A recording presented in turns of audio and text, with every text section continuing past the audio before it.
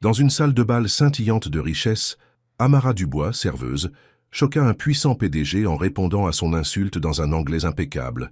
Une étincelle s'alluma, changeant leurs vies à jamais.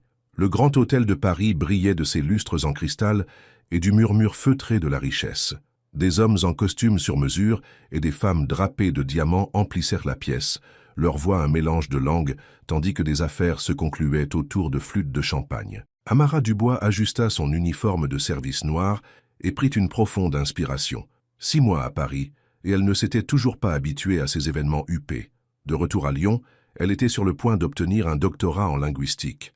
Son père, le professeur Dubois, ne comprenait toujours pas pourquoi elle avait refusé de voyager à travers le monde. « Je n'ai pas besoin d'un autre diplôme pour prouver que je suis intelligente », lui avait-elle dit avant de partir. « J'ai besoin de vivre. » Maintenant, elle était là, servant des boissons aux ultra-riches au lieu d'enseigner des cours de linguistique.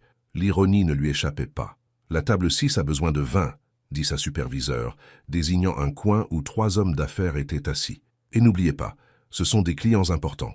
Souriez, servez, restez invisible. » Amara hocha la tête, prit la coûteuse bouteille de vin rouge et traversa la pièce. Elle était devenue douée pour l'invisibilité. C'était incroyable ce que les gens pouvaient dire quand ils pensaient que vous ne pouviez pas les comprendre. À la table 6, un jeune homme aux yeux bleus acier parlait rapidement dans son téléphone. Son anglais était impeccable, sa voix autoritaire. Il raccrocha au moment où Amara approchait. « Excusez-moi, messieurs », dit-elle en français avec un sourire professionnel. « Souhaitez-vous que je vous serve le vin maintenant ?» L'homme aux yeux bleus leva les yeux, et un instant il parut surpris. Amara était habituée à ce regard. À Paris, les femmes noires n'étaient pas monnaie courante dans les hôtels de luxe, et encore moins celles qui parlaient un anglais impeccable. « Yes, please », répondit-il en anglais, son accent prononcé mais charmant. Amara commença à verser, attentive à ne pas laisser échapper une seule goutte du vin qui coûtait probablement plus que son loyer mensuel. Tandis qu'elle se penchait entre 2 des hommes, celui aux yeux bleus se tourna vers son associé et parla rapidement en anglais. « She's stunning. Too stunning to be serving tables. What a waste. Elle est sublime, bien trop belle pour servir des tables. Quel gâchis. » Amara garda son visage neutre, bien que sa main se resserrât légèrement sur la bouteille. Elle avait entendu pire, bien pire. D'habitude, elle laissait ses commentaires glisser, protégeant son emploi, en faisant semblant de ne pas comprendre. Mais quelque chose dans le mépris désinvolte de cet homme pour sa valeur alluma une étincelle de défi. Elle termina de remplir son verre en dernier, puis se pencha légèrement et répondit dans un anglais parfait, « Funny. I thought intelligence was more attractive than assumptions. » C'est drôle. Je pensais que l'intelligence était plus séduisante que les suppositions. Le choc sur son visage valait bien les ennuis qu'elle pourrait avoir. Ses yeux s'écarquillèrent et il s'étouffa avec la gorgée de vin qu'il venait de prendre. Ses collègues le fixèrent avec surprise, tandis qu'il toussait dans sa serviette. Amara se redressa, repassa au français et dit « Profitez de votre soirée, messieurs », avant de s'éloigner la tête haute. Elle s'attendait à être appelée immédiatement au bureau du gérant, mais rien ne se produisit. Le reste de la soirée se déroula dans un flou de service et de débarrassage, bien qu'elle pût sentir l'homme aux yeux bleus la regarder de l'autre bout de la pièce. Alors que l'événement touchait à sa fin et que les invités commençaient à partir, Amara ramassait des verres sur des tables vides quand quelqu'un l'approcha par derrière. « Excusez-moi. » Elle se retourna pour trouver l'homme aux yeux bleus debout là, l'air légèrement mal à l'aise. « Je suis Louis Lefebvre, » dit-il, repassant au français, « et je vous dois des excuses. » Amara leva un sourcil. « Pour avoir supposé que j'étais juste un joli visage incapable de vous comprendre. » Il eut la grâce de paraître embarrassé. Oui, c'était impoli et présomptueux. « Ça l'était ?» acquiesça-t-elle, continuant de ramasser les verres. « Puis-je vous demander votre nom ?» Elle hésita puis dit « Amara Dubois. Française ? Oui, de Lyon. Et vous parlez anglais comme une native. » Ce n'était pas une question, mais ses yeux étaient curieux. « Je parle 4 langues, » dit-elle, sans prendre la peine de cacher la fierté dans sa voix, « et j'apprends ma 5e. » Louis parut sincèrement impressionné. « C'est remarquable. »« Vraiment ? Ou est-ce seulement remarquable parce que je sers votre vin au lieu d'être assise à votre table ?» Il n'eut pas de réponse rapide à cela. « Bien. Je devrais retourner travailler, monsieur Lefebvre, » dit-elle en soulevant son plateau de verre. « Travaillerez-vous demain soir ?» demanda-t-il soudainement. « Il y a un autre événement ici, une vente aux enchères caritatives. »« Je travaille la plupart des soirs, » répondit-elle, ne sachant pas pourquoi il demandait ou pourquoi son cœur s'était mis à battre plus vite. Il hocha la tête. « Bonne nuit alors, mademoiselle Dubois.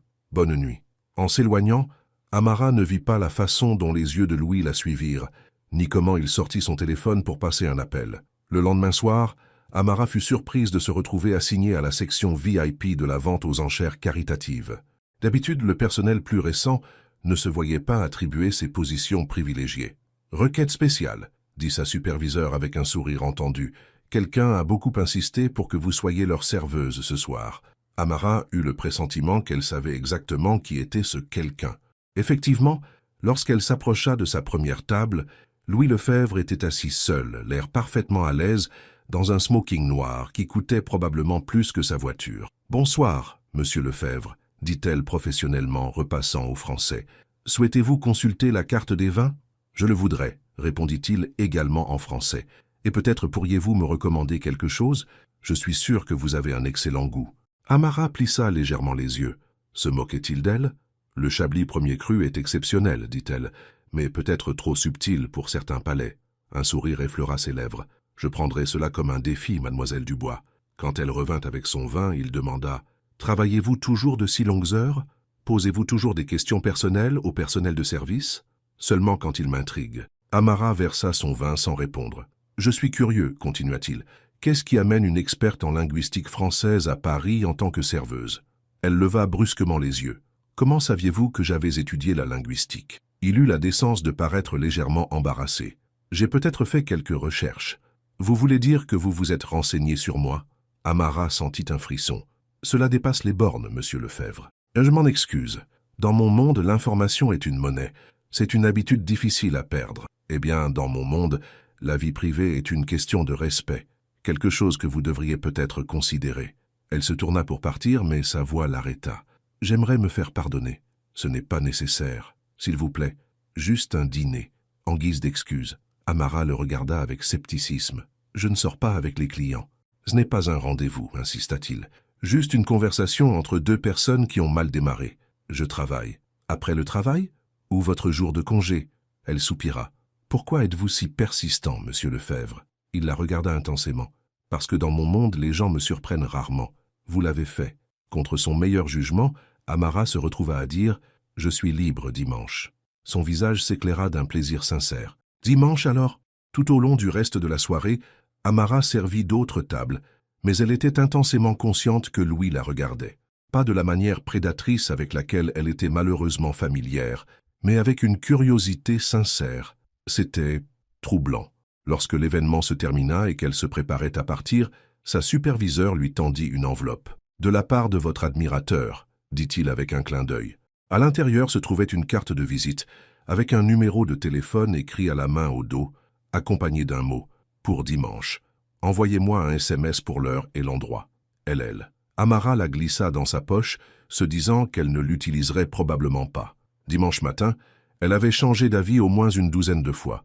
Il y avait quelque chose chez Louis Lefebvre qui l'irritait et l'intriguait à la fois. Ses suppositions à son égard avaient été offensantes. Oui, mais sa volonté de reconnaître son erreur était inattendue. Finalement, elle envoya un SMS. Café du Marais à 14 heures. Rien de chic. Amara. Sa réponse fut instantanée. À tout à l'heure. Le café était l'un de ses préférés à Paris, petit, local et loin des hôtels de luxe où elle travaillait. Quand elle arriva, elle s'attendait à moitié à ce que Louis ne vienne pas, ou qu'il ait l'air mal à l'aise dans un cadre aussi modeste. Au lieu de cela, elle le trouva déjà assis à une table dans un coin, vêtu d'un jean et d'un simple pull, l'air étonnamment normal sans sa tenue d'affaires. « Vous êtes venu, » dit-il en se levant à son approche. « J'ai dit que je le ferais, » répondit-elle, s'asseyant en face de lui. « Vous êtes différente, » observa-t-il, sans l'uniforme. « Vous aussi. » Une serveuse vint prendre leur commande, et Amara fut surprise lorsque Louis commanda dans un français impeccable, sans la condescendance qu'elle avait entendue dans sa voix à l'hôtel. « Combien de langues avez-vous dit que vous parliez ?» demanda-t-il après le départ de la serveuse. « 4 couramment. Le français, l'anglais, l'espagnol et l'italien. J'apprends le mandarin, mais c'est un défi. Impressionnant. J'en maîtrise 6, mais j'ai eu des avantages que la plupart n'ont pas. Tu as comme des tuteurs coûteux depuis la naissance ?» Il sourit avec regret. « Quelque chose comme ça. » Leurs cafés arrivèrent et Amara prit une gorgée, l'étudiant par-dessus le bord de sa tasse. « Alors, monsieur Lefebvre, Louis, s'il vous plaît. Louis, vous vous êtes excusé. Nous buvons un café. La curiosité est satisfaite. » Il se pencha légèrement en avant. Loin de là, dites-moi pourquoi une femme avec vos talents sert du vin au lieu d'enseigner à l'université. Amara soupira. Tout le monde ne veut pas suivre le chemin qu'on attend d'eux. Et quel chemin était attendu de vous? Mon père est professeur à l'université de la Sorbonne. Il avait toute ma carrière tracée. Doctorat, poste de titulaire, articles académiques, conférences, toute la vie universitaire. Et vous ne vouliez pas de ça? Je voulais choisir par moi-même, dit-elle simplement. Je voulais voir le monde avant de m'engager dans quoi que ce soit. Alors vous êtes venu à Paris. Alors je suis venu à Paris. Je reporte mon offre de doctorat chaque année, et mon père est un peu plus déçu à chaque fois. Mais vous êtes heureuse? Amara considéra la question. Je suis libre. Ce n'est pas toujours la même chose que d'être heureuse, mais c'est ce dont j'ai besoin en ce moment. Louis hocha la tête pensivement. Je comprends cela plus que vous ne l'imaginez. Vraiment? Le capital risqueur a succès avec le monde à ses pieds? Il sourit, mais son sourire n'atteignit pas ses yeux. Les menottes dorées restent des menottes, Amara. Quelque chose dans son ton la fit le regarder plus attentivement. Que feriez-vous si vous étiez libre? La question sembla le surprendre. Je ne suis pas sûr que quelqu'un me l'ait déjà demandé. Leur conversation s'écoula facilement après cela, passant des langues au voyage, des livres à la musique. Louis était étonnamment cultivé et sincèrement intéressé par ses opinions. Les heures passèrent inaperçues. La foule de l'après-midi diminua et les clients du soir commencèrent à arriver. « Je n'arrive pas à croire que nous soyons restés ici si longtemps, » dit Amara, jetant un coup d'œil à sa montre. « Le temps passe vite, » répondit Louis, l'air tout aussi surpris. « Voudriez-vous dîner ?» Elle hésita. « Je devrais probablement rentrer chez moi. »« Bien sûr, » dit-il, dissimulant bien sa déception. « Puis-je vous raccompagner ? Ce n'est pas loin. » Dehors, la soirée parisienne était fraîche et agréable. Ils marchèrent en silence confortable pendant un pâté de maison, avant que Louis ne parle à nouveau. « J'aimerais vous revoir, Amara. » Elle s'arrêta de marcher. « Louis, je dois être clair. Je ne cherche rien de compliqué. Ma vie ici est temporaire. Tout l'est, répondit-il. Je demande juste un dîner, pas pour toujours. » Elle sourit malgré elle. « Vous êtes persistant. On me dit que c'est l'une de mes meilleures qualités. D'accord, dîner. Mais quelque part de normal, pas un endroit chic où j'ai servi des boissons. Marché conclu. » Son sourire était sincère et chaleureux. « Je connais juste l'endroit qu'il faut. » En atteignant son immeuble, Amara ressentit une étrange réticence à mettre fin à la soirée. Louis Lefebvre n'était pas du tout ce à quoi elle s'attendait. Derrière la façade de l'homme d'affaires aisé se cachait une personne profonde et pleine d'humour. « Merci pour aujourd'hui, » dit-il, se tenant à une distance respectable, « de m'avoir donné une seconde chance. »« Tout le monde mérite une seconde chance, » répondit-elle. « Bonne nuit, Louis. »« Bonne nuit, Amara. » Elle le regarda s'éloigner, se disant que ce n'était qu'une brève distraction. Rien de plus. Elle ne restait pas à Paris pour toujours, et des hommes comme Louis Lefebvre ne finissaient pas avec des femmes comme elle. Mais en montant les escaliers jusqu'à son appartement, elle ne put s'empêcher de sourire à l'idée de le revoir. Dans son appartement terrasse, Louis se tenait à la fenêtre contemplant les lumières de la ville. Pour la première fois depuis des années, il ressentit quelque chose auquel il ne s'attendait pas, une excitation sincère à l'égard d'une autre personne. Amara Dubois ne ressemblait à personne qu'il n'avait jamais rencontré. Il prit son téléphone pour lui envoyer un SMS concernant leur projet de dîner, puis hésita. Il ne voulait pas paraître trop empressé, mais la pensée de son sourire lui fit jeter la prudence par-dessus bord. « Mardi à 19h, je viendrai vous chercher. » Louis. Sa réponse arriva quelques minutes plus tard. « Mardi, ça marche, mais je vous rejoindrai là-bas. Où allons-nous » Il sourit et tapa. « C'est une surprise. Mais mettez quelque chose de confortable. Je n'aime pas les surprises. Vous aimerez celle-ci. Faites-moi confiance. » Il y eut une longue pause avant sa réponse. « On verra. » Louis reposa son téléphone, souriant toujours. Pour la première fois depuis plus longtemps qu'il ne pouvait s'en souvenir, il attendait avec impatience quelque chose qui n'avait rien à voir avec les affaires. De l'autre côté de la ville, Amara avait des pensées similaires. Elle se dit de ne pas s'emballer. Ce n'était qu'un dîner avec un homme intéressant. Rien de plus. Mais en reposant son téléphone, elle ne put s'empêcher de se demander ce que le mardi apporterait. Le mardi soir arriva plus vite qu'Amara ne s'y attendait. Elle changea de tenue 3 fois avant de se décider pour une simple robe rouge, assez décontractée pour la plupart des restaurants, mais qui pouvait passer pour élégante, si nécessaire. « Ce n'est qu'un dîner, » dit-elle à son reflet. « Pas un grand événement, mais cela semblait un grand événement et cela l'inquiétait. S'impliquer avec quelqu'un comme Louis Lefebvre n'était pas dans ses plans. Paris était temporaire. Sa vie ici était temporaire. Son téléphone sonna, interrompant ses pensées. Elle vérifia l'écran et soupira. Son père. « Salut papa », répondit-elle, repassant à l'anglais. Amara. La voix du professeur Dubois était chaleureuse, mais teintée de la déception à laquelle elle s'était habituée. « Quel temps fait-il à Paris? Froid, pluvieux, l'habituel. Et le travail? Toujours? À servir des tables ?» Amara ferma brièvement les yeux. « Oui, papa, toujours à servir des tables. Et avant que tu ne demandes, je ne suis toujours pas prête à revenir et à commencer mon doctorat. Le président du département a de nouveau posé des questions sur toi. Il a dit que ta place t'attendait toujours quand tu serais prête. Je sais, tu me le dis à chaque fois que nous parlons. Parce que je ne comprends pas pourquoi ma brillante fille gâche son potentiel à verser des boissons à des gens riches au lieu de terminer ses études. Je ne gâche rien, dit Amara, la voix tendue. Je vis ma vie selon mes propres termes. Tu étais destinée au podium, pas au plateau, Amara. C'était une dispute qu'ils avaient eue de nombreuses fois. Non, j'étais destinée à la paix. Et en ce moment, voilà à quoi ressemble la paix. Son père soupira lourdement. Ta mère aurait voulu... Non, coupa Amara. N'utilise pas maman pour me faire culpabiliser. Un silence tendu s'ensuivit. Sa mère était morte quand Amara avait 15 ans et la perte les avait changés tous les deux.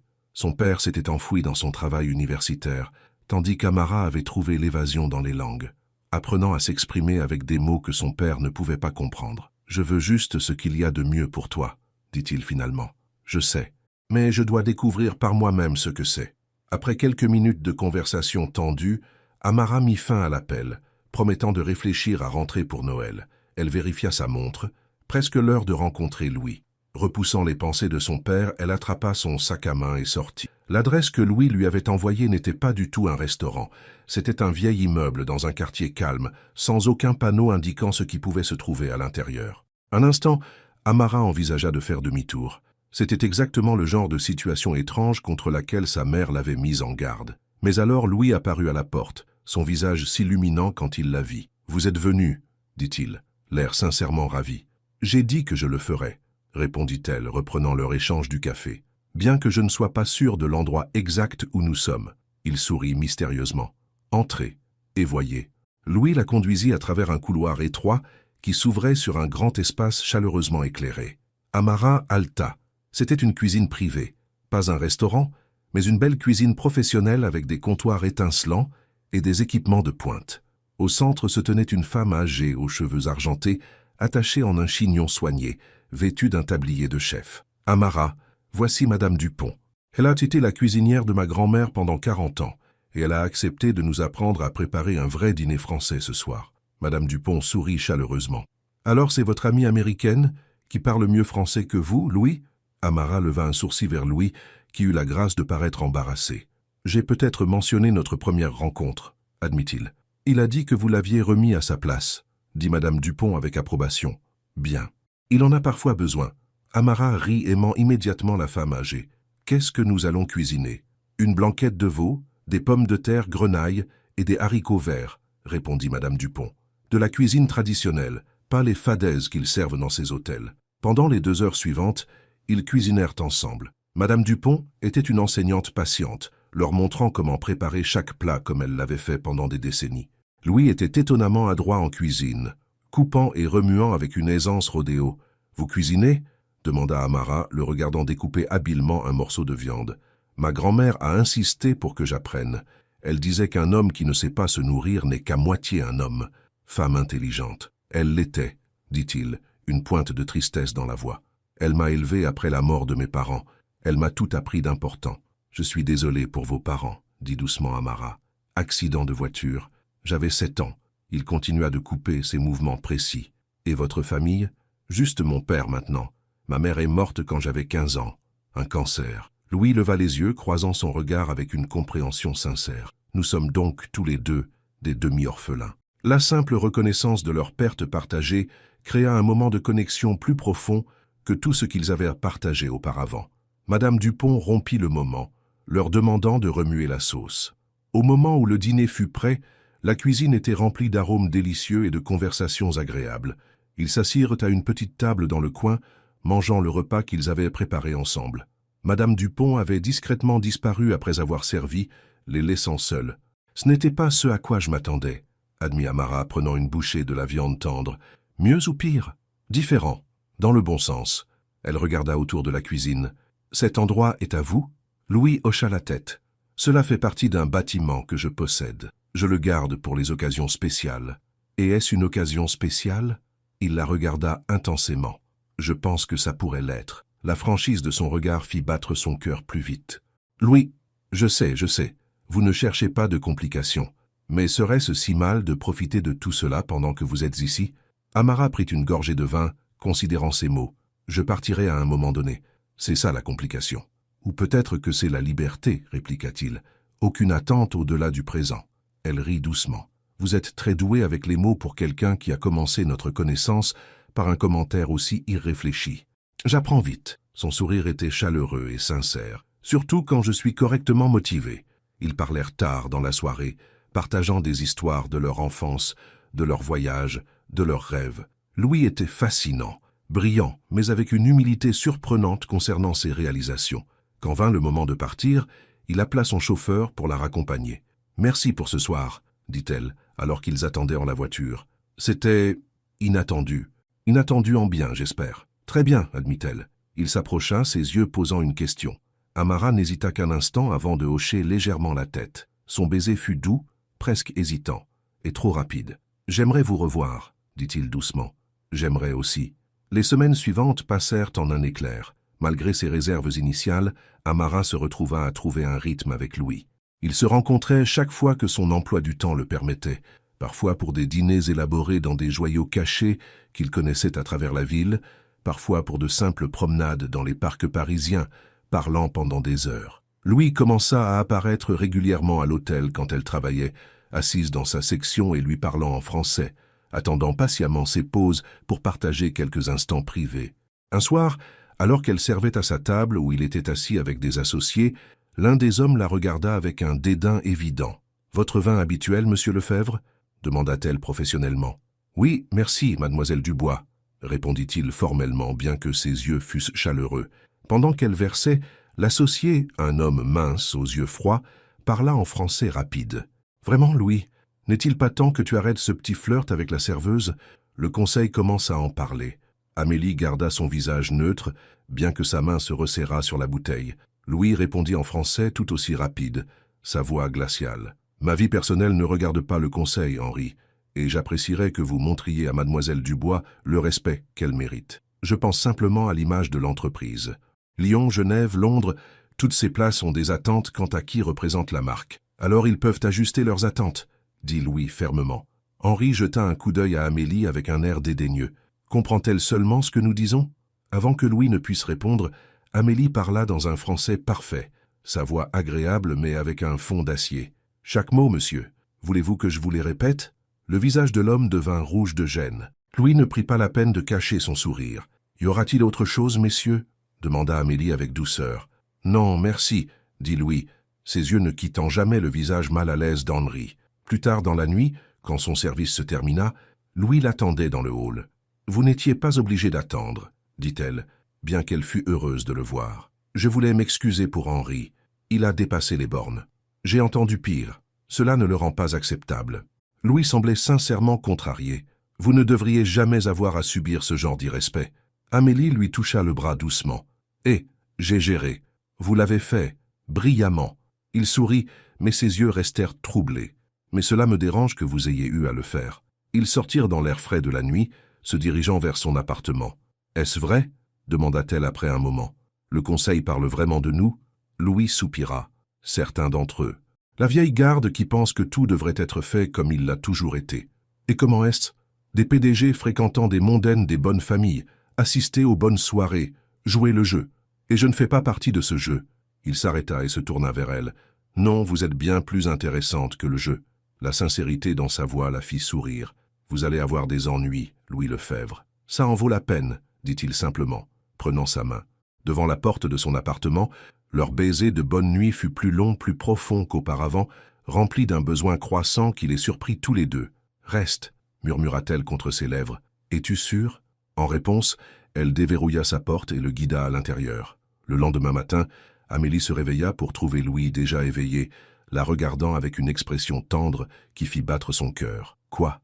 Demanda-t-elle soudain gênée. Tu es belle quand tu dors, dit-il doucement. Paisible. Elle sourit, s'étirant. Quelle heure est-il? Tôt. J'ai une réunion à 8 heures. La vie glamour d'un PDG. Il traça un doigt le long de sa joue. Je préférerais de loin rester ici. Mais le devoir m'appelle, malheureusement. Il l'embrassa sur le front. Dîner ce soir? Je ne peux pas. Double service à l'hôtel. Demain alors?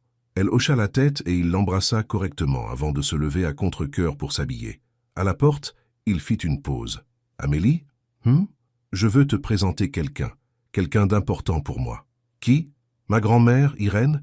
Elle est la seule vraie famille qui me reste. Amélie sentit un frisson de nervosité.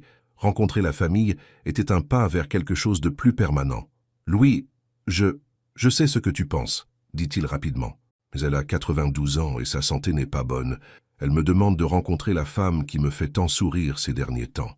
Présentée ainsi, comment pouvait-elle refuser? D'accord, son visage s'éclaira. Merci. Samedi, nous pourrons nous rendre en voiture chez elle, à la campagne. Samedi, accepta-t-elle. Après son départ, Amélie s'assit sur son lit, essayant de digérer les changements rapides dans sa vie. Il y a 2 mois, elle était contente de son existence solitaire à Paris, concentrée sur l'expérience de la ville sans attache. Maintenant, elle tombait amoureuse d'un homme qui vivait dans un monde complètement différent du sien. Son téléphone vibra avec un message de Louis. « Tu me manques déjà ».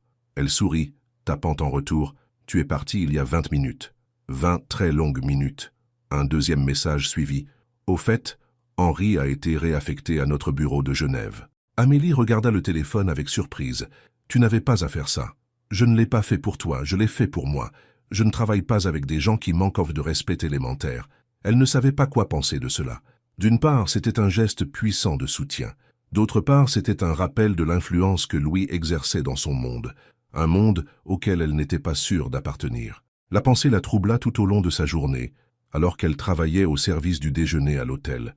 Louis s'était intégré à sa vie simple, avec une facilité remarquable, mais elle avait à peine effleuré la surface de la sienne. Que se passerait-il lorsque ces mondes entreraient pleinement en collision? Le samedi arriva rapidement. Louis vint la chercher dans une élégante voiture noire, conduisant lui-même au lieu d'utiliser son chauffeur habituel. « Nerveuse ?» demanda-t-il, la regardant tandis qu'ils laissèrent la ville derrière eux. « Un peu, admit-elle. Et si elle ne m'aimait pas ?» Il rit. « Impossible. Vous ne savez pas. Si. Elle vous aimera parce que vous me défiez. Personne ne le fait plus, sauf elle. » Le trajet dura environ 1 heure, sillonnant la campagne normande, jusqu'à ce qu'ils atteignent une charmante maison en pierre entourée de jardins. Ce n'était pas le manoir qu'Amélie avait imaginé, mais une maison confortable qui avait clairement été aimée pendant des générations. « C'est ici que vous avez grandi ?» demanda-t-elle, alors qu'ils entrèrent dans l'allée. « Après le décès de mes parents, oui. Ma grand-mère a vendu la grande maison en ville et nous a déménagé ici. Elle disait que j'avais besoin d'espace pour courir et d'arbres à grimper, pas de sol en marbre et de domestiques. » Une infirmière ouvrit la porte à leur approche, saluant chaleureusement Louis. « Elle passe une bonne journée, » dit la femme, très excitée par votre visite. Irène Lefebvre était assise dans une pièce ensoleillée, remplie de livres, une petite femme avec les mêmes yeux bleu glace que Louis, bien que les siens fussent troublés par l'âge.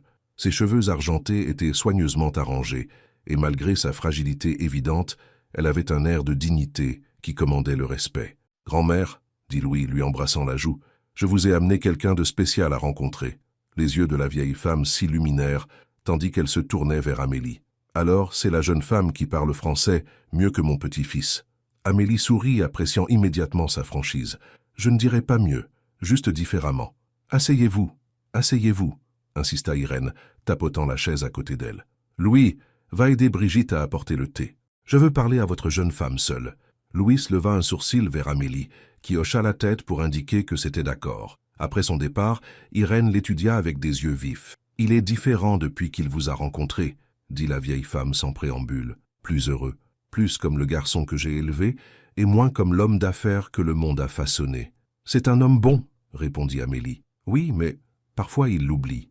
Oublie que l'argent n'est que de l'argent, et le pouvoir n'est que du pouvoir. » Irène tendit une main noueuse pour toucher celle d'Amélie. « Vous lui rappelez qu'il y a plus dans la vie.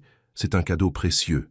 Nous sommes juste en train de profiter de la compagnie l'un de l'autre, » dit Amélie avec prudence. « Je ne reste pas à Paris pour toujours. » Irène sourit avec complicité. « Les plans changent, ma chère.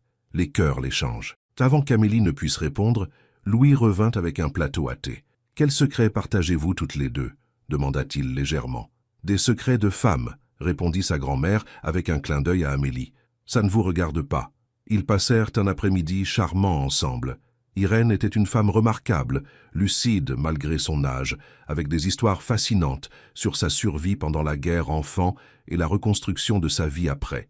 Alors que le soleil commençait à se coucher, elle demanda à Louis d'aller chercher quelque chose dans sa chambre. Quand il fut parti, elle se tourna vers Amélie et récita quelques vers de Victor Hugo dans un français parfait. Seule une femme qui parle beaucoup de langues peut vraiment comprendre le silence dans le cœur d'un homme. Les yeux d'Amélie s'écarquillèrent de surprise. « Il ne montre pas facilement son cœur, » continua Irène, « mais quand il le fait, ça vaut la peine d'être vécu. »« Je ne suis pas sûre de ce que je peux offrir à quelqu'un comme lui, » admit Amélie. « La perspective, » dit Irène simplement, « la seule chose que son argent ne peut acheter. » Louis revint alors, portant un vieux livre. « Je l'ai trouvé, grand-mère. »« Bien, c'est pour Amélie. De la poésie. Victor Hugo.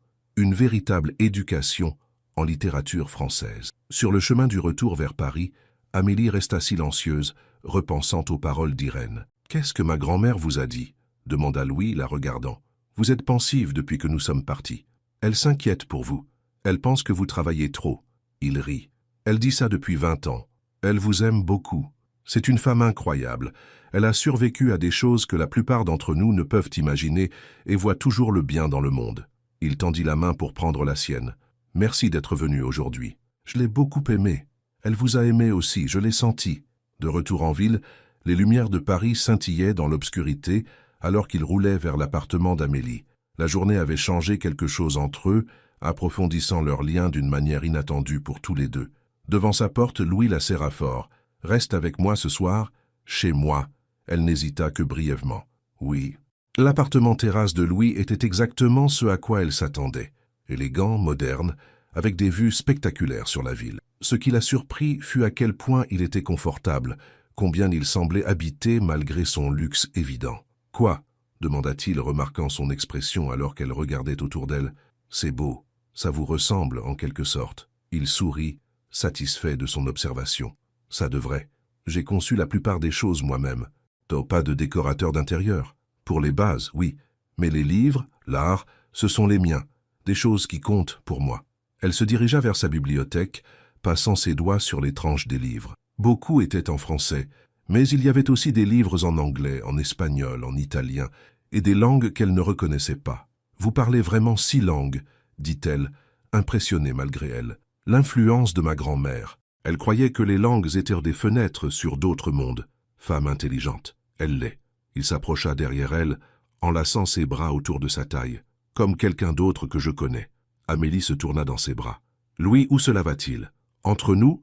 Son expression devint sérieuse. « Où que nous voulions que cela aille. Mais réalistement, vous êtes un PDG avec des réunions de conseil et des investisseurs. Je suis une serveuse avec un doctorat en suspens et un billet de retour pour Marseille que je continue de reporter. Est-ce que cela importe ? Tout de suite, en ce moment ?» Elle soupira. « Peut-être pas, mais finalement, nous trouverons une solution. » Il l'embrassa doucement. Ensemble. Alors qu'ils se dirigèrent vers sa chambre, Amélie repoussa ses inquiétudes, se laissant être présente dans l'instant, avec cet homme qui voyait au-delà de son uniforme de service, la femme qui se cachait dessous. Mais plus tard, alors que Louis dormait à ses côtés, elle regarda la silhouette de Paris, se demandant si Irène avait raison, si les cœurs pouvaient vraiment changer des plans qui semblaient si fermement établis. L'automne se transforma en hiver à Paris, et Amélie se retrouva à s'installer dans une routine qu'elle n'avait jamais prévue. 4 soirs par semaine à l'hôtel, 3 soirs avec Louis. Les week-ends à explorer la ville ensemble ou à conduire à la campagne pour visiter Irène, dont la santé déclinait progressivement, mais dont l'esprit restait aussi vif que jamais. La vie temporaire qu'Amélie avait soigneusement construite commençait à devenir permanente, d'une manière qui la ravit et la terrifiait à la fois. Un matin, alors qu'il prenait le petit déjeuner dans l'appartement terrasse de Louis, son téléphone sonna. L'appel fut bref, mais son expression s'assombrit tandis qu'il écoutait. « Tout va bien ?» demanda Amélie tandis qu'il posait le téléphone. « Réunion du conseil. Apparemment, c'est urgent. » Il soupira, passant une main dans ses cheveux. « Je suis désolé, je vais devoir annuler nos projets pour aujourd'hui. C'est bon, je peux utiliser ce temps pour rattraper mes études de mandarin. » Louis sourit, mais l'inquiétude ne quitta pas ses yeux. « Tu es trop compréhensive. Ça fait partie de mon charme, dit-elle légèrement. Vas-y, gère ton empire. Je serai là quand tu auras fini. Il l'embrassa, s'attardant un instant plus longtemps que d'habitude. Je me rattraperai. Après son départ, Amélie erra dans l'appartement terrasse, toujours pas entièrement à l'aise d'y être seule. C'était si différent de son petit appartement, avec ses meubles d'occasion et ses bibliothèques bondées. Ici, tout était élégant, cher et parfait. Son téléphone sonna, son père l'appelait. Le timing parfait. « Salut, papa. » Amélie. Sa voix était inhabituellement sérieuse. « Nous devons parler de ton avenir. » Elle soupira, se dirigeant vers la fenêtre pour contempler la ligne d'horizon de Paris. « Nous en parlons chaque fois que tu appelles. C'est différent. Le directeur de département prend sa retraite l'année prochaine et il t'a spécifiquement mentionné comme quelqu'un qu'ils envisagent pour un poste de professeur-chercheur titulaire. Mais ils ont besoin de savoir maintenant si tu reviens pour le semestre d'automne. Papa, c'est dans 9 mois. Le recrutement universitaire n'attend pas, Amélie. Ils ont besoin d'une réponse avant la fin du mois. » Elle ferma les yeux, sentant le poids de la décision l'écraser. « Je ne sais pas encore. Qu'est-ce qui te retient à Paris? Toujours en train de te trouver en servant des boissons ?» La condescendance dans sa voix la piqua. « En fait, je vois quelqu'un. » Il y eut une pause à l'autre bout du fil. « Tu vois quelqu'un? Tu n'as jamais mentionné ça auparavant. »« C'est compliqué. Ça qui est-il? Un autre expatrié français? » ?»« Non, il est français. Son nom est Louis Lefebvre. » Une autre pause, plus longue cette fois. « Lefebvre? Le capital risqueur ?» Amélie fut surprise. « Tu sais qui il est? » ?»« Bien sûr que oui. Il a fait les actualités financières. Son entreprise a financé le nouveau centre technologique à Polytechnique. » La voix de son père avait changé, devenant intéressée. « Tu sors avec Louis Lefebvre? » ?»« Oui. » Elle n'était pas sûre d'aimer son changement soudain de ton. « Eh bien, c'est impressionnant, Amélie. »« Pourquoi? Parce qu'il est riche et qu'il a du succès ?» Elle ne put s'empêcher de mettre de l'agressivité dans sa voix. « Non, parce qu'il est brillant. J'ai lu sur ses innovations en matière d'investissement technologique. On dit qu'il a un don pour repérer le potentiel. » Amélie ne savait pas comment répondre. Pour une fois, son père semblait impressionné par quelque chose dans sa vie, mais pour de mauvaises raisons. « Comment as-tu rencontré quelqu'un comme ça ?» demanda-t-il. « Je lui ai servi du vin, » dit-elle platement. « À l'hôtel. » Son père resta silencieux un instant. « Et c'est la raison pour laquelle tu restes à Paris? Il en fait partie. Je vois. » Elle pouvait presque l'entendre recalculer son approche. « Eh bien, peut-être pourrais-tu faire ton doctorat à Sorbonne Université, avec les relations de Lefebvre. » « Arrête, » coupa Amélie. « Ne fais pas ça.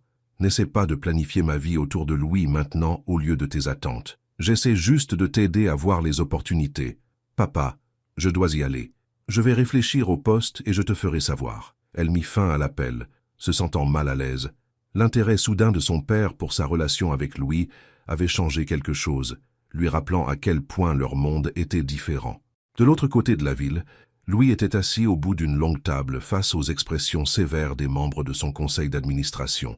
La réunion durait depuis plus d'1 heure et la tension dans la pièce était palpable. « Le fait est, » dit Antoine, le plus ancien membre du conseil, « votre vie personnelle affecte l'image de l'entreprise. Plusieurs investisseurs majeurs ont exprimé des inquiétudes. »« Ma vie personnelle ne les regarde pas, » répondit Louis froidement. « Cela devient leur affaire quand vous exhibez votre relation lors d'événements publics, » dit Claire, la seule femme membre du conseil. La réception Hoffman la semaine dernière a été fréquentée par tous les acteurs majeurs de la finance européenne. « Et alors ?» défia Louis. « Et vous avez amené une serveuse d'hôtel comme rendez-vous, » dit Antoine sans détour. « Cela soulève des questions sur votre jugement. » Louis sentit une montée de colère. Amélie Dubois a une maîtrise en linguistique de Sorbonne Université. Elle parle 4 langues couramment. Elle est plus intelligente que la moitié des personnes présentes dans cette pièce. Alors pourquoi sert-elle des boissons au lieu d'utiliser son éducation? Demanda Henri qui était revenu de sa réaffectation à Genève spécifiquement pour cette réunion. Parce qu'elle vit sa vie selon ses propres termes, dit Louis fermement, ce que je respecte. Ta inquiétude, dit Claire, essayant de paraître raisonnable, est que cette relation semble affecter votre concentration. L'affaire de Bruxelles a failli nous échapper le mois dernier. Cela n'avait rien à voir avec Amélie et tout à voir avec les exigences déraisonnables de leur directeur financier. Néanmoins, poursuivit Antoine, le Conseil estime qu'il serait préférable que vous mainteniez un profil plus bas avec mademoiselle Dubois jusqu'à ce que la fusion de Lyon soit terminée. Louis se pencha en avant, sa voix dangereusement calme. « Me demandez-vous de cacher ma relation? Nous vous demandons de faire passer l'entreprise en premier, dit Henri, comme vous l'avez toujours fait. Jusqu'à ce que la fusion soit terminée, ajouta Antoine. Juste quelques mois. Mais après, demanda Louis, vous trouverez une autre raison, une autre affaire, une autre fusion. Les membres du conseil échangèrent des regards. Louis, dit Claire doucement, vous savez comment cela fonctionne. La perception compte. Votre grand-père a bâti cette entreprise sur la réputation et la confiance. Mon grand-père m'a aussi appris que l'intégrité compte plus que la perception, rétorqua Louis. Je ne ferai pas semblant d'être ce que je ne suis pas pour que les investisseurs soient à l'aise. Personne ne vous demande de mettre fin à la relation, dit Antoine, juste d'être plus discret. Louis se leva brusquement. Cette réunion est terminée. La fusion de Lyon se déroulera comme prévu et je continuerai de voir Amélie Dubois ouvertement et fièrement. Si cela pose un problème à l'un d'entre vous, je vous suggère de reconsidérer votre position au sein de ce conseil. Il sortit, laissant un silence stupéfait derrière lui. Au lieu de retourner à son bureau, Louis se rendit en voiture chez sa grand-mère. Il avait plus que jamais besoin de la sagesse d'Irène. Il la trouva dans sa véranda, emmitouflée contre le froid hivernal, malgré la chaleur à l'intérieur. Sa santé s'était détériorée ces dernières semaines, mais ses yeux s'illuminèrent en le voyant. 2 fois en 1 semaine, dit-elle, alors qu'il lui embrassait la joue. Je dois être en train de mourir. Plaisantez pas là-dessus, dit-il, s'asseyant à côté d'elle. Pourquoi pas? J'ai 92 ans. La mort et moi sommes de vieilles connaissances. Elle étudia son visage. Qu'est-ce qui vous tracasse? Le conseil. Il n'approuve pas Amélie. Irène renifla. De vieux hommes protégeant de vieilles coutumes. Qu'est-ce qu'il n'approuve pas exactement? Son intelligence, sa beauté, sa gentillesse, son travail, ses origines. Le fait qu'elle ne soit pas de notre monde. Votre monde, corrigea Irène. Pas le mien, je suis parti de rien, vous vous souvenez? Votre grand-père m'a épousé alors que j'étais secrétaire dans son bureau. Le scandale a failli tuer sa mère. Louis sourit malgré lui. J'avais oublié ça. Les gens le font toujours. Ils voient l'argent et oublient la lutte. Elle lui tapota la main. Que vous dit votre cœur à propos de cette fille? Qu'elle est différente, spéciale. Et vous rend-elle heureux? Oui, plus heureux que je ne l'ai été depuis des années. Alors au diable le conseil, dit Irène fermement. Votre grand-père a bâti cette entreprise pour que nous puissions vivre dignement, pas pour qu'elle dicte comment nous vivons. Louis rit. Vous avez toujours eu le sens des mots, grand-mère. En parlant de mots, dit-elle, tendant la main vers une petite boîte sur la table à côté d'elle. J'ai quelque chose pour vous.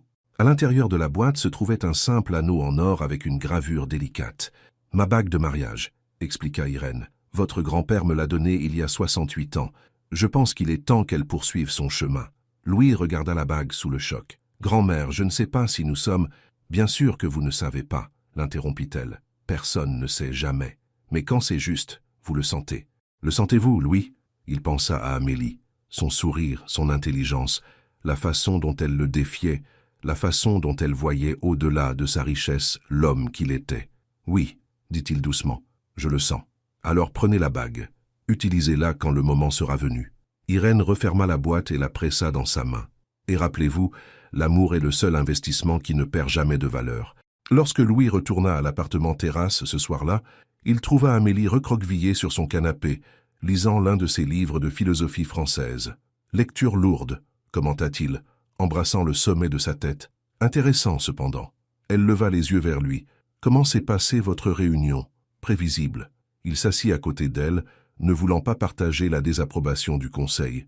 Comment s'est passée votre journée? Mon père a appelé. Elle ferma le livre. Il m'a proposé un poste de professeur titulaire à l'université de Lyon. Ils ont besoin d'une réponse d'ici la fin du mois. Lucas sentit un poids froid dans son estomac. À Lyon? Oui. Qu'est-ce que tu lui as dit? Que j'allais y réfléchir. Le silence s'étira entre eux, lourde question inexprimée. C'est ce que tu veux?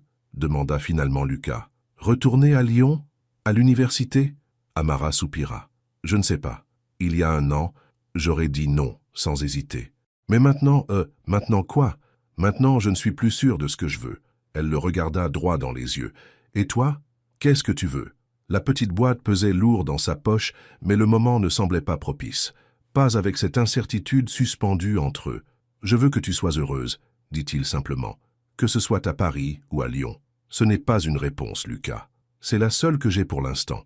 Ils en restèrent là, aucun des deux ne voulant insister davantage, tous deux conscients que quelque chose avait changé.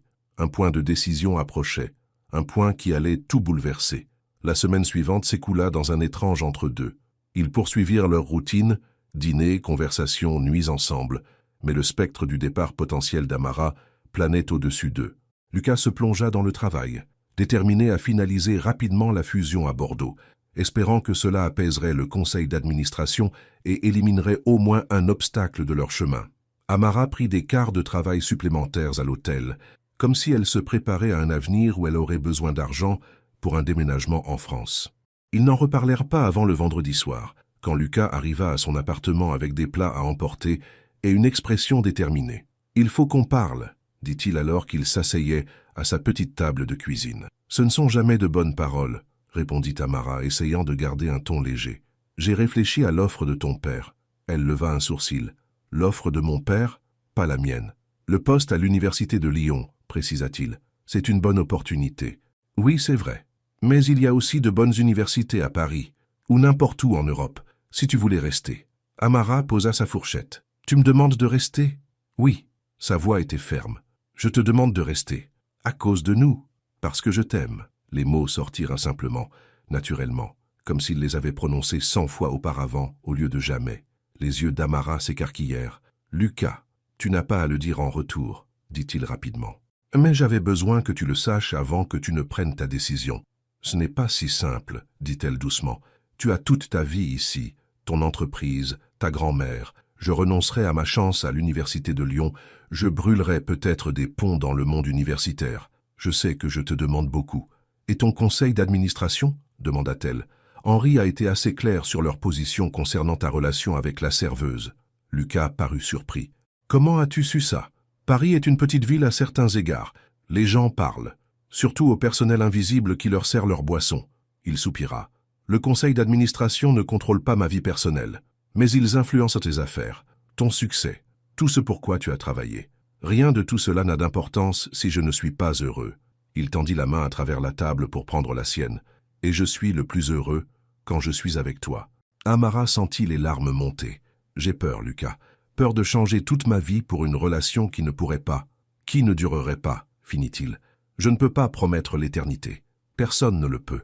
Mais je peux promettre de t'aimer aujourd'hui, et demain, et chaque jour après cela, aussi longtemps que tu me le permettras. » Il fouilla dans sa poche et en sortit la petite boîte que sa grand-mère lui avait donnée. C'était à ma grand-mère. Elle voulait que tu l'aies, quand le moment serait venu. Amara retint son souffle quand il ouvrit la boîte, révélant la délicate alliance en or. « Je ne te demande pas en mariage, pas encore, » précisa-t-il, « mais je te demande de croire en nous, de nous donner une vraie chance. » Les larmes coulèrent sur ses joues. « Lucas, je... » Son téléphone sonna, interrompant le moment. Il l'ignora, mais il sonna immédiatement de nouveau. « Tu devrais répondre, » dit Amara, en s'essuyant les yeux. Avec une réticence évidente, il vérifia l'écran. « C'est le service de soins à domicile de chez ma grand-mère. » Il répondit rapidement, son expression passant de l'agacement à l'inquiétude en écoutant. « J'arrive tout de suite, » dit-il, mettant fin à l'appel. « Mamie a fait une chute. Ils ont appelé une ambulance. »« Vas-y, » dit Amara immédiatement. « Je viens avec toi. » Ils se précipitèrent à l'hôpital, trouvant Élise déjà aux urgences, l'air petite et fragile dans son lit d'hôpital. « Tant d'agitation pour une petite chute, » dit-elle en les voyant, bien que sa voix fût plus faible que d'habitude. « Vous vous êtes cassé la hanche, Madame Fournier, » corrigea doucement le médecin. « À votre âge, c'est sérieux. »« À mon âge, une coupure de papier est sérieuse, » rétorqua Élise. Malgré ses paroles courageuses, le pronostic n'était pas bon. À 92 ans, l'opération était risquée, mais sans elle, elle serait alitée. « Faites l'opération, » dit fermement Élise au médecin. « J'ai survécu à pire que vos scalpels. » Alors qu'il la préparait pour le bloc opératoire, elle fit signe à Amara de s'approcher. « Il t'a donné ma bague » murmura-t-elle. Amara hocha la tête, les larmes aux yeux. « Bien, porte-la fièrement. Mon Charles disait toujours que les choses les plus précieuses ne sont pas gardées dans les coffres de banque. »« Gardez vos forces, mamie, » dit Lucas, prenant son autre main. « Nonsense. Si ce sont mes derniers mots, autant qu'ils soient bons. » Elle regarda entre eux. « Aimez-vous. C'est tout ce qui compte au final. » Les infirmières vinrent ensuite la chercher pour la chirurgie, laissant Lucas et Amara attendre dans le couloir stérile de l'hôpital. « Elle va s'en sortir, » dit Amara, bien qu'elle ne fût pas sûre d'y croire. « Elle est forte. »« Oui, » acquiesça Lucas, « mais elle a aussi 92 ans. » Des heures s'écoulèrent pendant qu'ils attendaient. Lucas faisait les 100 pas dans le couloir, tandis qu'Amara restait assise tranquillement, pensant aux paroles d'Élise, à la quasi-demande en mariage de Lucas, à la décision qu'elle devait prendre. Quand le chirurgien apparut enfin, son expression était grave. « L'opération s'est déroulée aussi bien que l'on pouvait s'y attendre, dit-il, mais son cœur est faible. Les 24 prochaines heures seront critiques. » Ils furent autorisés à la voir brièvement en salle de réveil. Élise était pâle et immobile, affichant chacun de ses 92 ans. « Je ne peux pas la perdre, » murmura Lucas, alors qu'il se tenait à son chevet. « C'est toute la famille qu'il me reste. » Amara lui passa le bras autour de la taille. « Tu m'as aussi. » Il baissa les yeux vers elle, ses yeux emplis d'émotion. « Vraiment ?» Avant qu'elle ne puisse répondre, les moniteurs d'Élise commencèrent à biper de façon alarmante. Des infirmières se précipitèrent, les écartant tandis que le médecin était appelé. Ils regardèrent impuissants l'équipe médicale travailler, jusqu'à ce que finalement le médecin recule, secouant la tête. « Je suis désolé, » dit-il doucement. Son cœur n'a pas supporté l'effort. Lucas resta figé, son visage un masque de choc et de chagrin. Amara le guida vers une chaise, le serrant contre elle alors que les premières larmes coulaient. Dans les jours qui suivirent, Amara ne le quitta presque pas. Elle s'arrangea pour prendre du temps libre à l'hôtel, aida aux préparatifs des funérailles et se tint aux côtés de Lucas, tandis qu'il saluait les personnes venues rendre hommage. Les membres du conseil d'administration assistèrent tous, ainsi que des associés et des amis. Beaucoup regardèrent Amara avec curiosité, se demandant clairement quelle était sa place dans la vie de Lucas, mais elle ignora leurs regards, concentrée uniquement sur le fait de le soutenir dans son chagrin. Une semaine après les funérailles, Lucas reçut une lettre de l'avocat de sa grand-mère. « Elle m'a laissé la maison », dit-il à Amara alors qu'ils étaient assis dans son appartement parisien. « Et une lettre. » Il déplia une feuille de papier couverte de l'écriture fine et un peu tremblante d'Élise. « Mon très cher Lucas », lut-il à voix haute, la voix serrée par l'émotion. « Si tu lis ceci, c'est que j'ai enfin épuisé mon temps sur cette terre. Ne sois pas triste trop longtemps. J'ai eu une belle vie, bien plus longue et plus riche que je ne l'aurais jamais imaginé quand j'étais une jeune fille cachée pendant l'occupation. » Lucas marqua une pause, se recomposant avant de continuer. « La maison est à toi maintenant, avec tout ce qu'elle contient. Mais la chose la plus précieuse que je t'ai laissée n'est pas dans le testament. C'est la capacité d'aimer profondément et véritablement, de la même manière que ton grand-père m'a aimé. Je vois cet amour dans tes yeux quand tu regardes Amara. » Amara retint son souffle alors que Lucas continuait à lire. « Elle est spéciale, cette fille. Elle voit le vrai toi, pas le PDG ou l'homme riche, mais le garçon que j'ai élevé pour être bon et sincère. Ne la laisse pas partir, Lucas. Ne laisse pas les affaires, le conseil d'administration ou quiconque te dire qui aimer. » Des larmes coulaient maintenant librement sur son visage, mais il continua de lire. « Dans le tiroir du haut de ma commode, tu trouveras un petit carnet bleu. C'est mon journal de l'année où j'ai rencontré ton grand-père. Lis-le, et tu comprendras que l'amour vaut tous les sacrifices, tous les risques. Sois courageux, mon garçon. Sois heureux. Tout mon amour, mamie. » Lucas plia soigneusement la lettre et leva les yeux vers Amara, ses yeux rouges mais déterminés. « Elle a raison, » dit-il doucement. « Surtout. » Amara prit sa main. « Lucas, j'ai réfléchi. À l'université de Lyon à rester à Paris, à nous. Et alors? Et j'ai quelque chose d'important à te dire. » Elle prit une profonde inspiration. « Je t'aime aussi. Je crois que c'est le cas depuis un moment déjà, mais j'avais trop peur de l'admettre. » Son visage se transforma, le chagrin momentanément éclipsé par la joie. « Mais, continua-t-elle, je ne peux pas rester à Paris juste pour toi. J'ai besoin de mon propre chemin, de mon propre but. »« Je comprends, » dit-il, bien que la déception obscurcît ses yeux. « Alors j'ai appelé l'université de Paris hier. Ils ont un poste vacant dans leur département de linguistique. Ce n'est pas encore un poste titulaire, mais c'est un début. » Lucas la regarda incrédule. « Tu restes ? » ?»« Je reste. Pas seulement pour toi, mais pour moi aussi. Pour nous. » Il la serra dans ses bras, la tenant comme s'il ne voulait jamais la laisser partir. « Je t'aime, Amara Dubois. Je t'aime aussi, Lucas Fournier. » Alors qu'ils se serraient l'un contre l'autre, tous deux savaient que des défis les attendaient encore. Le conseil d'administration n'approuverait pas soudainement leur relation. Son père ne comprendrait pas immédiatement son choix. Leurs mondes différents ne s'aligneraient pas comme par magie. Mais à cet instant, rien de tout cela n'avait d'importance. Ils avaient trouvé quelque chose de rare et de précieux l'un chez l'autre, quelque chose pour lequel il valait la peine de se battre. Et ils se battraient. Le printemps arriva à Paris, apportant une nouvelle vie à la ville et à la relation d'Amara et Lucas. Amara avait commencé son poste à l'Université de Paris, enseignant la linguistique à des étudiants de premier cycle enthousiastes. Elle avait donné sa démission à l'hôtel, bien qu'elle remplace occasionnellement lors d'événements spéciaux lorsque son ancien superviseur l'appelait en désespoir de cause pour quelqu'un parlant plusieurs langues. Lucas s'était replongé dans le travail après le décès de sa grand-mère, se concentrant sur la finalisation de la fusion à Bordeaux qui avait absorbé tant l'attention du conseil d'administration. Mais les soirées et les week-ends appartenaient à Amara, alors qu'ils construisaient lentement une vie ensemble. Ils avaient commencé à rénover la maison de campagne d'Élise, en préservant son charme, tout en modernisant les infrastructures vieillissantes. Les week-ends y étaient passés, loin de l'agitation de Paris et des pressions de leur vie professionnelle. « Que penses-tu de cette couleur pour la cuisine ?» demanda Amara un samedi matin, levant un échantillon de peinture d'une nuance de jaune chaud. Lucas leva les yeux des rapports financiers qu'il avait apportés avec lui. « C'est joli, joyeux. Tu n'as même pas regardé, » le réprimanda-t-elle, venant s'asseoir à côté de lui à la vieille table en bois qui était dans la maison depuis des générations. Il sourit, contrit. « Désolé, la réunion du conseil d'administration de lundi me distrait. La fusion, entre autres, il posa les rapports de côté. Ils ont convoqué une session spéciale pour discuter de l'image de l'entreprise et du leadership. » Amara fronça les sourcils. « C'est-à-dire toi et moi. Très probablement. Qu'est-ce que tu vas faire ?» Lucas lui prit la main, passant son pouce sur ses doigts. « Tenir bon.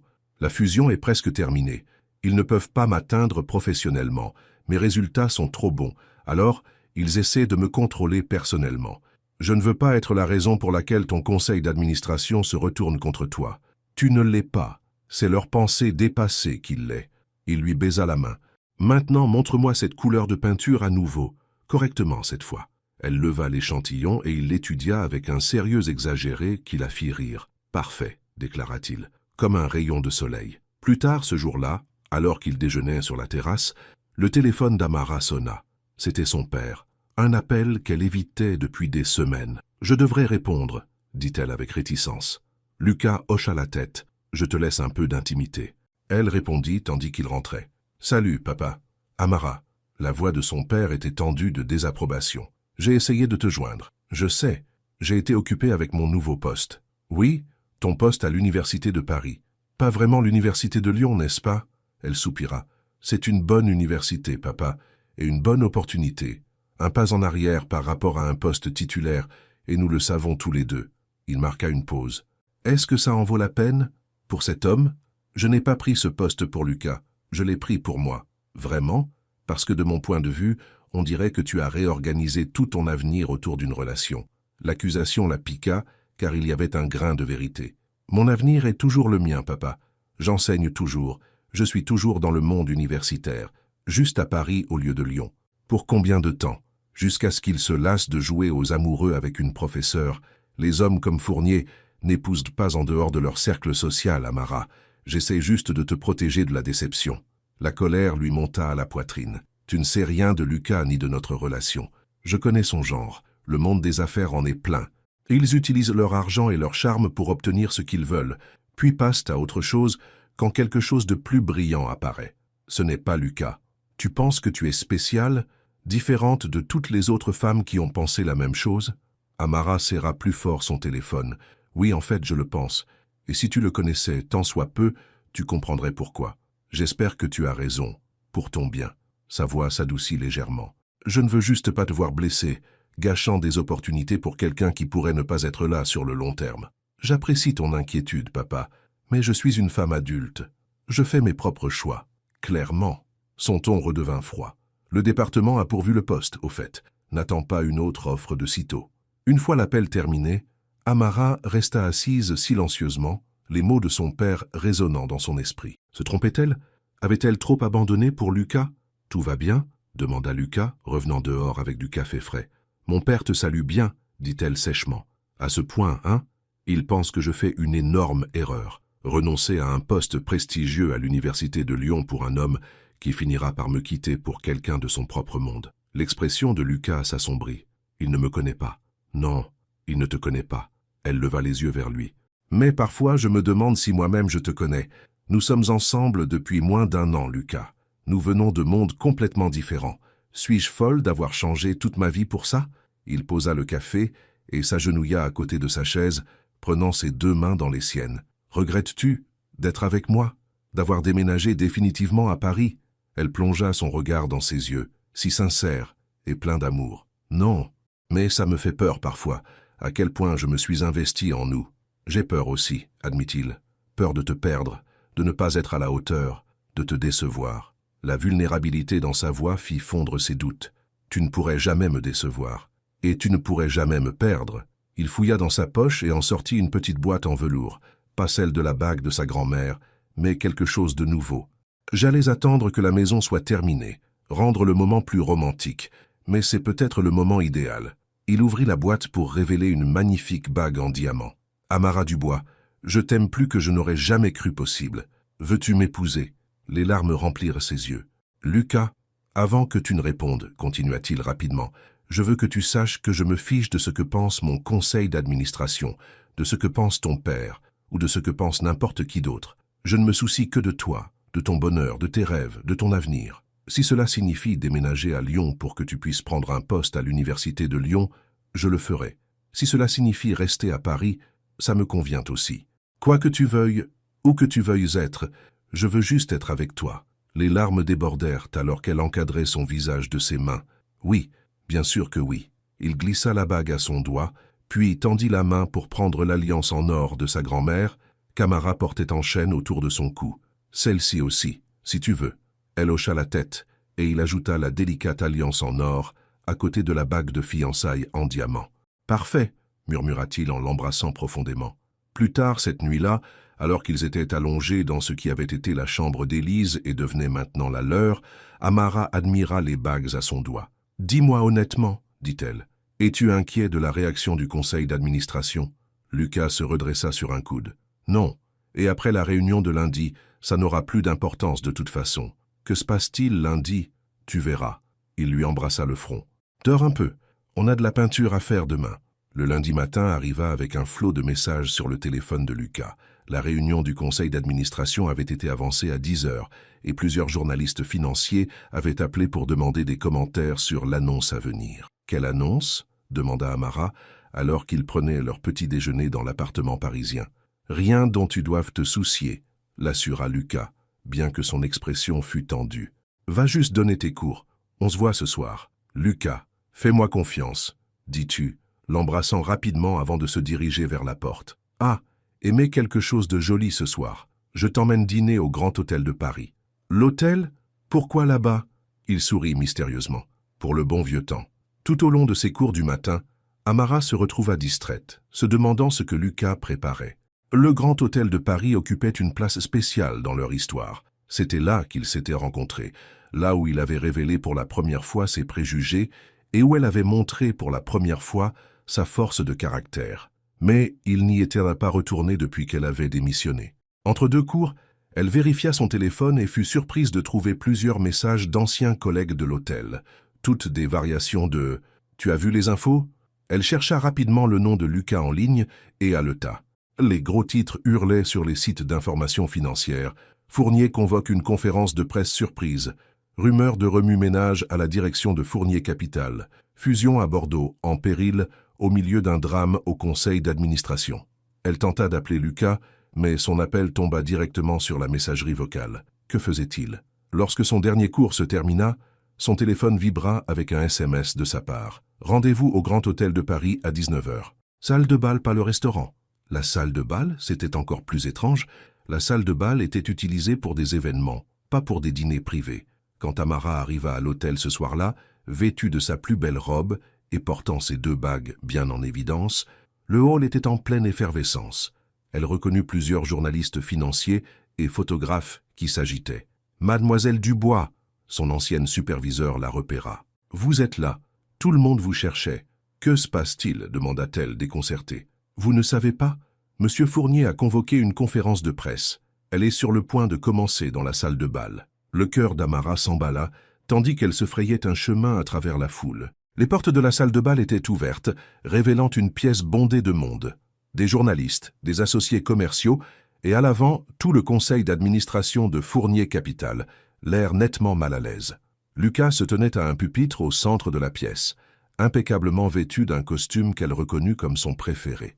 Ses yeux parcoururent la foule, s'illuminant quand il la repéra au fond. « Ah, le timing est parfait !» dit-il dans le microphone. « Mesdames et messieurs, si vous voulez bien tourner votre attention vers le fond de la salle, vous verrez la raison pour laquelle nous sommes tous ici aujourd'hui. » Toutes les têtes se tournèrent, et Amara se figea alors que des dizaines d'yeux et de caméras se braquèrent sur elle. « Mademoiselle Dubois, voulez-vous bien me rejoindre ?»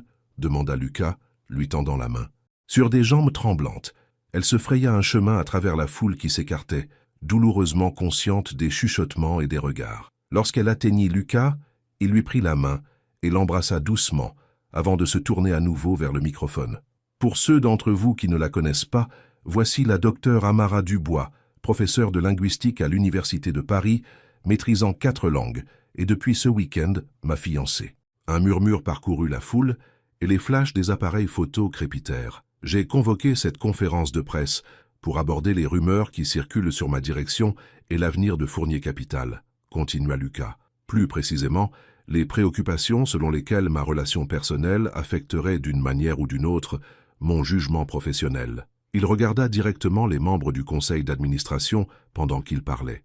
Pendant des mois, certains individus ont suggéré que ma relation avec la docteure Dubois est inappropriée, qu'elle nuit à l'image de l'entreprise, qu'elle me distrait de mes fonctions de PDG.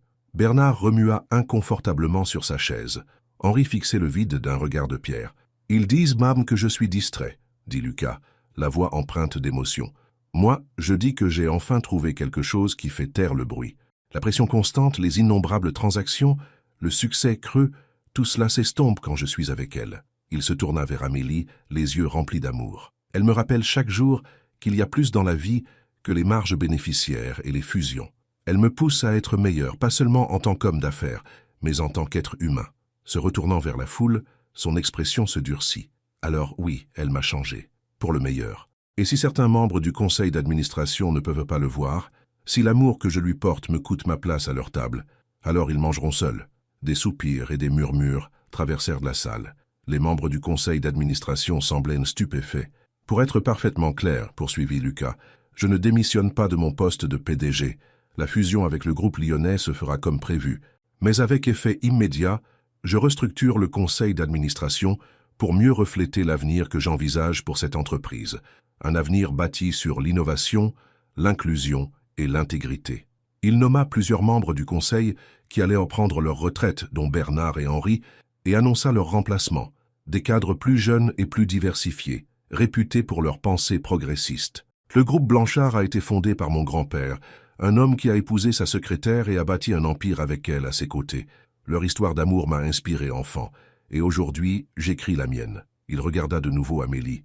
Avec une femme qui est mon égale à tous égards. La conférence de presse se poursuivit avec des questions sur la fusion et la restructuration du conseil, mais Amélie les entendait à peine. Elle était submergée par la déclaration publique de Lucas, par la façon dont il avait tenu tête au conseil, par la fierté dans sa voix lorsqu'il parlait d'elle. Lorsque les questions formelles prirent fin et que la foule commença à se disperser, Lucas se tourna vers elle. « J'espère que ce n'était pas trop.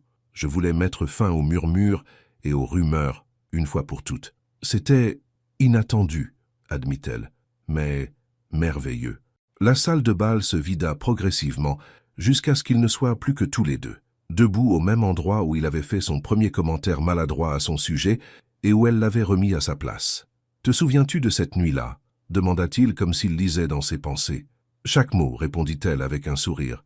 Lucas fit un signe de tête à quelqu'un au fond de la pièce et une musique douce commença à jouer. Les lumières s'atténuèrent, ne laissant que la lueur vacillante des bougies sur les tables. « J'ai organisé un dîner privé », expliqua-t-il, la menant à une table unique dressée pour deux au centre de la salle de bal autrement vide. Juste nous, là où tout a commencé. Alors qu'ils s'asseyaient l'un en face de l'autre, un serveur apparut avec du champagne, puis disparut discrètement. « Au nouveau commencement », dit Lucas, levant son verre. « Et à la compréhension », ajouta Amélie, trinquant son verre contre le sien. Ils parlèrent doucement pendant le dîner, se remémorant leur première rencontre, riant du chemin parcouru.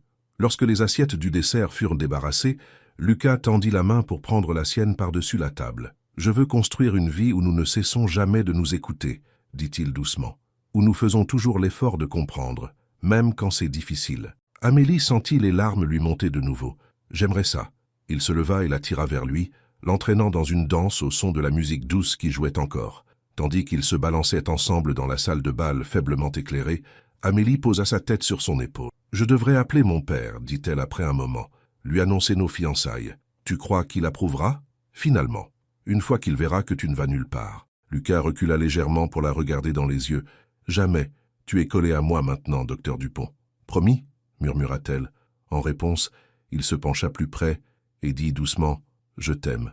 Mais cette fois, il le dit dans un français du Midi impeccable, son accent correspondant parfaitement à celui de sa région d'origine. Amélie rit de plaisir. « Tu t'es entraîné ? Je voulais le dire dans ta langue maternelle, expliqua-t-il, faisant écho à la promesse qu'il s'était faite la nuit de leur rencontre. « Ich liebe dich » je t'aime, te amo, I love you, dans toutes les langues. Ce sont les seuls mots que j'ai besoin d'entendre, répondit-elle, levant la main pour toucher son visage, dans n'importe quelle langue. Tandis qu'ils dansaient lentement sous les lustres, où leur histoire avait commencé, Amélie pensa au chemin qui les avait menés jusqu'ici, d'une rencontre fortuite née du préjugé et de l'orgueil à un amour assez fort pour relier leurs mondes différents. Ils n'avaient pas su qu'elle avait tout compris cette première nuit. Maintenant, ils comprenaient tous les deux ce qui importait le plus, l'un l'autre.